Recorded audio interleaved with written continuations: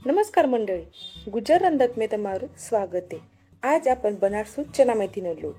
ઘેર में ભાજી નહીં વસે ત્યારે ફક્ત ઘેરના જ સાહિત્ય में એકદમ ઝટપટ અને ટેસ્ટી આપણને આ મેન્યુ બનાવી શકો છો। વિડીયોને શરૂઆત કરે છે। चना मेथीનો લોટ બનાવવાનું કરતા यावे कुकर में 2 ग्लास पाणी લઈ લાય। તેના में આવડા आपण अर्धी वाटकी चना दाळ, 1 मूठ शेंगदाणा અને 1 ચમચો મેથીના દાણા લઈ લેશું। આવડા આપણને ચના દાણે 2 થી 3 પાણીથી સ્વચ્છ ધોઈ લેશું અને અર્ધન ઉકળી કે તેના में आपण આવડા જે ધોયેલી ચના દાળ તે નાખી લેશું। તેના में આવડા आपण મૂઠભર શેંગદાણા પણ નાખી લેશું અને આ જે મેથીના દાણા તે પણ નાખી લેશું। આવડા પણ 2 થી 3 પળ તેલ નાખશું અને કુકરને 2-3 સીટીઓ કરી લેશું। જ્યાં સુધી ચના દાળ આપણી વ્યવસ્થિત ચડી જાય તે પદ્ધતિ આપણે સીટીઓ કરી લેશું। आवड़ा यावे अर्धी वाटकी दही लई लीए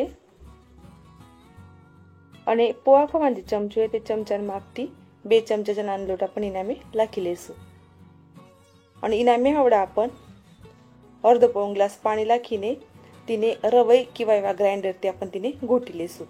कढीने जे पद्धती आपण घोटीले तेवा पद्धती आपण तिने घोटी लेશું। आवड़ा इने आपण साइडने मूकी देશું અને આવડા आपण 6-7 પાકળે લસણ, અડધો ચમચો જીરું લઈને આ લસણ જીરું કૂટી લેશું। यावे राई લઈને વઘારને કરતા કડી પત્તો અને તને કોયડા મરચા લઈ લાય।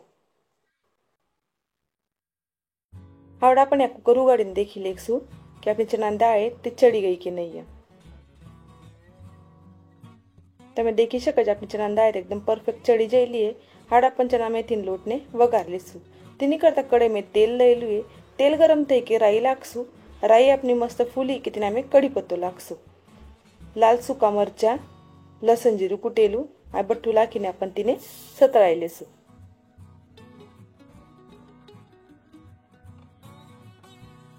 આવડા પણ એકદમ अर्धी ચમચી મેથીના દાણા નાખીને એને પણ મિક્સ કરી લેશું। મેથીને જાસ્ત ટાઈમ आपण સતળવા નહીં ને તો તે કડક થઈ શકે છે। આવડા પણ થોડીशी હિંગ નાખી લઈ લઈએ।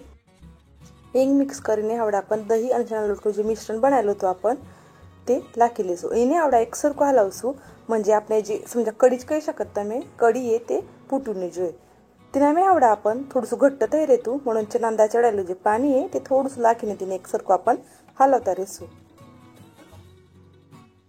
અને આવડા એને ઉકળી આવી કે તેના નંतर તે आपण જે ચડાયેલી ચણા દાળ, શેંગદાણા અને મેથી તે બટાવાના નાખી લેશું અને આવડા એને વ્યવસ્થિત મિક્સ કરીને બારીક ગેસ पे 2-3 મિનિટે ગચકા દેશું। કન્સિસ્ટન્સી તમે તમારી પદ્ધતિ કમી જાસ્ત કરી શકો છો।